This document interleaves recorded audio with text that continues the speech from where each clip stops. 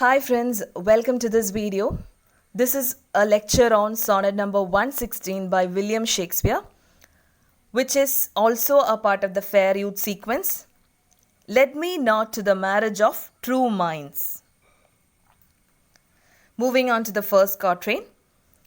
Let me not to the marriage of true minds admit impediments. Love is not love, which alters when it alteration finds, or bends with the remover to remove. So here the speaker says that the marriage of true minds, that is love, it is unchanging. Love is unchanging. It does not admit any impediments. It does not admit any obstruction in its way. That means love does not change. Love is not love which alters when it alteration finds or bends with the remover to remove. So here in this quatrain, he describes what love is not. Love is not love which alters, which changes. So love is not love which alters when it alteration finds or bends with the remover to remove. So love will always remains. What love is, it will remain forever. And it is not love if it changes according to the person or situation. It does not change according to people and circumstances. Love always remains constant. Love never dies. Even when someone tries to destroy it, love never dies. It is eternal. Love is unchanging. It does not admit any impediments.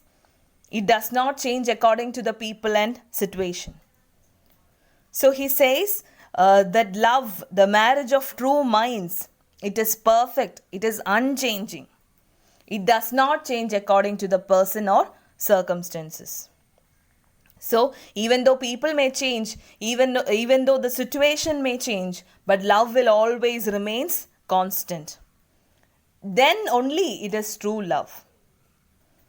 Love is not love if it changes according to the situation. Then in the next quatrain he says, "Oh no, it is an ever fixed mark that looks on tempest and is never shaken. It is the star to every wandering bark, whose worth's unknown, although his height be taken." So he says, oh no, it is an ever fixed mark, like a lighthouse. Okay, love is like a steady guide, like a lighthouse, that even during a storm, it can be never shaken. Oh no, it is an ever fixed mark that looks on tempest and is never shaken. So it is like a lighthouse that even during a storm, it cannot be shaken. It is never shaken. It is the star to every wandering bark, whose worth is unknown, although his height be taken. So here he uses a metaphor that love is the star that guides every lost ship. It is the star to every wandering bark, whose worth is unknown, although his height be taken. So the star's true value can never be calculated. It can never truly be calculated. So love is the star that guides, love is like the star that guides every lost ship. Okay, so here he uses the metaphor. He says love is a guiding star to lost ships. So it looks on tempest and it's never shaken. So here the poet compares love to the North Star, which never moves in the sky and guides lost ships home. Love is like that. Love is a guiding star, which never moves, which never changes. Love always remains constant. Then the next quatrain. Love is not time's fool, though rosy lips and cheeks within his bending sickle's compass come. Love alters not with his brief hours and weeks, but bears it out even to the edge of doom. So here he says, love is not time's fool. Love is not at the mercy of time.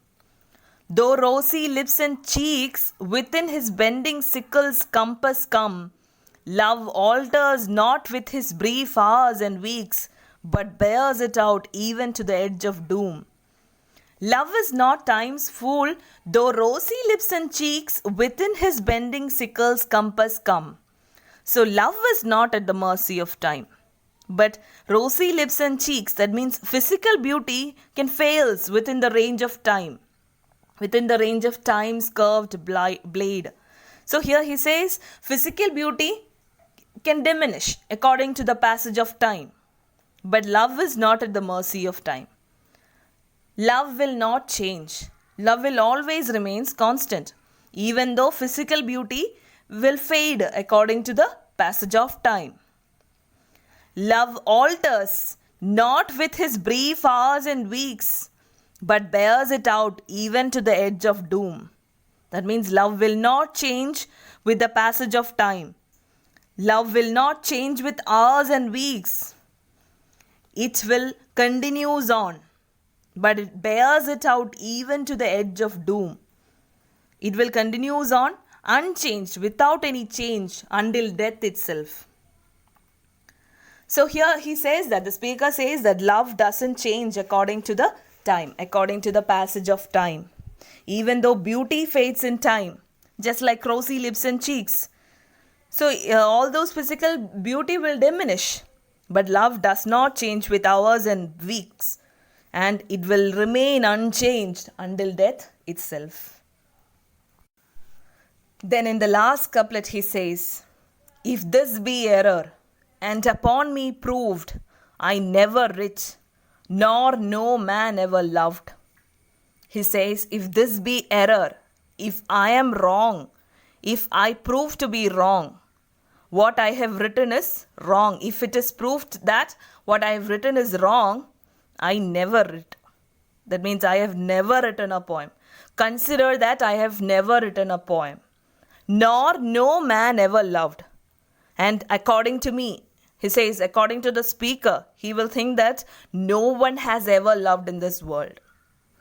Okay. If this be error, and upon me proved, I never writ, nor no man ever loved. So if I am wrong, if I am proved to be wrong, that means if love is mortal, if love changes according to people and circumstances, consider that I have never written a word on that love, that concept of love.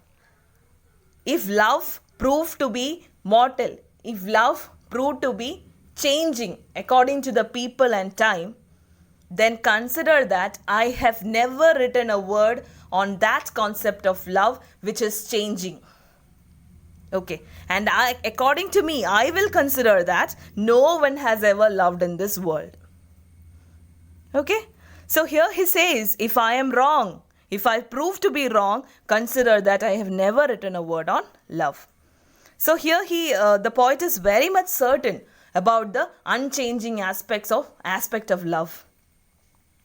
He was very much sure about the unchanging aspect of love. He says love is unchanging. Love will not change according to the passage of time. So in the first three quatrains, he talked about what love is not. Okay, love always remain constant. Love will not change according to situation or person. If it change according to person or situation, if it change according to the passage of time, it is not true love. So he had described about love and what love is not in the first three quatrains. And in the last couplet he says, if I prove to be wrong, that love is changing, then consider that I have not written a word on love. He is very much certain. He is very much sure about the unchanging aspect of love. So that he says that he is ready to take back everything he wrote about love.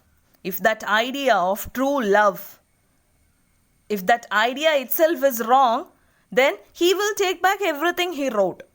That means if he was wrong, he was ready to take back everything that he had written on love.